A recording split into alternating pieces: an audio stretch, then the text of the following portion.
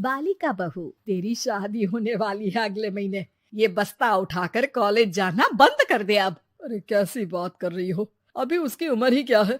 इतनी जल्दी शादी करने का फैसला मैं नहीं लेने वाला। फैसला लेने के लिए तुम्हें कहा किसने है? अरे मैंने कह दी शादी है तो है अगले महीने। बेचारी अमिता करती भी तो क्या, छोटी सी उम्र में बन जाती है अपने से 2 गुने उम्र के आदमी की बीवी। शादी के बाद देर रात पति घर आता है। खाना लगाओ, भूख लग रही है। अमिता खाना लगाती है। ये क्या बनाया है? वो सारा खाना फेंक देता है। कर्म ही खराब थे जो इतनी कम उम्र के लड़के से शादी करा दी। तभी वहाँ अमिता की सास आ जाती है। अरे हमें क्या पता था कि ये इतनी कामकाज में ढीली है। इसकी माँ ने तो कहा था रॉकेट की स्पीड से काम करती है।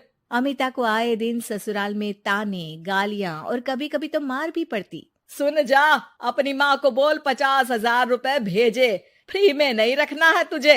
अरे मेरी एक आंख का ऑपरेशन भी तो करवाना है।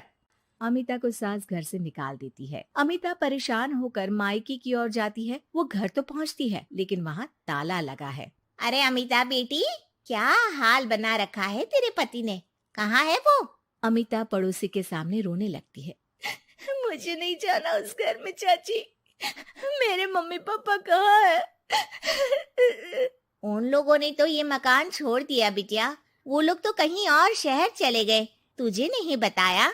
अमिता जोर जोर से रोने लगती है। नहीं बताया? ये क्या कर गए माँ पिताजी मेरे साथ। मेरी जिंदगी तो नर्क से भी खराब है। अब मैं क्या करूं? अमिता रोते हुए वहाँ से जा रही होती है कि उसे एक औरत मिलती है। अरे सुनो तो, रो क्यों रही हो? तो क्या करूं, हंसू? अमिता उस औरत को अपनी सारी कहानी बताती है। देखो, मेरा सिलाई का काम है। अगर तुम चाहो तो मेरे साथ ये काम कर सकती हो। बदले में मैं तुम्हें रहने की जगह, खाना और 1 दिन का 100 रुपया भी दूंगी। अमिता कुछ सोचती है और फिर उस औरत के साथ चल देती है। अब क्या था, अमिता की जिंदगी अपने मायके और ससुराल से दूर एक नए सिरे से शुरू होती है। रहना खाना फ्री होने के कारण अमिता रोज का पैसा बचा लेती। वो आसपास के लोगों के भी कपड़े सिलने लगी। और एक दिन सिलाई सेंटर की एक औरत कहती है, अरे वो साड़ी की कंपनी है ना, वो बिक रही है। पास बैठी अमिता सारी बात सुन रही थी। हाँ, बिक तो रही है, लेकिन उस बंद पड़ी मनहूस कंपनी को खरीदेगा कौन? तभी तो इतनी सस्ती बिक रही है, लेकिन कोई खरीदार नहीं है। फिर भी कितने की बिक रही है? अरे पूरे 5 लाख में मशीनों के साथ। लेकिन यहाँ कोई लेबर काम नहीं करेगा। पुराने मालिक ने किसी को पैसे ही नहीं दिए। उन लोगों ने कहा है कि जो नया मालिक आएगा वो लोगों को पैसा देगा। 5 लाख। अमिता घर आती है और अपने पैसे गिनती है, पूरे 3 लाख। अमिता सिलाई सेंटर वाली उस औरत के पास जाकर कहती है, चाची, मैंने इतने साल की कमाई में ये पैसे जमा किए हैं, पूरे 3 लाख है। वो बंद साड़ी की फैक्ट्री मैं खरीदना चाहती हूँ। अरे अमिता, पागल हो गई हो क्या? वो 5 लाख की बंद मनहूस फैक्ट्री खरीदेगी, फिर लेबर का बकाया पैसा देगी, और वो फैक्ट्री चलेगी कि नहीं ये भी कोई नहीं जानता। लेकिन अमिता नहीं मानती। वो उस औरत से कहती है कि वो उस फैक्ट्री को खरीदना चाहती है और खरीद कर ही रहेगी। औरत भी अमिता की मदद कर देती है और फिर अमिता के नाम एक साड़ी फैक्ट्री हो जाती है। शुभारंभ वाले दिन अमिता लेबर से कहती है, मैं इस फैक्ट्री को दोबारा खड़ी करना चाहती हूँ। आप लोग इसमें माहिर हैं। मैं नहीं जानती कि पहले वाला मालिक के काम करने का क्या तरीका था, लेकिन मैं अपनी योजनाओं के साथ आई हूँ। मेरे पास आप लोगों को देने के लिए अभी तो पैसे नहीं है, लेकिन मैं वादा करती हूँ 3 महीने में आप लोगों के पैसे ब्याज सहित आप लोगों को दे दूंगी। और ये क्या बात होती है? हम सारा दिन फिर से काम करें और पैसे ना मिले तो हम खाएंगे क्या?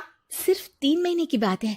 वैसे भी आप लोग बिना काम के यहाँ नए मालिक के इंतजार में बैठे ही थे। मैं काम करना चाहती हूँ और 3 महीने में सारे पैसे देने का वादा भी करती हूँ।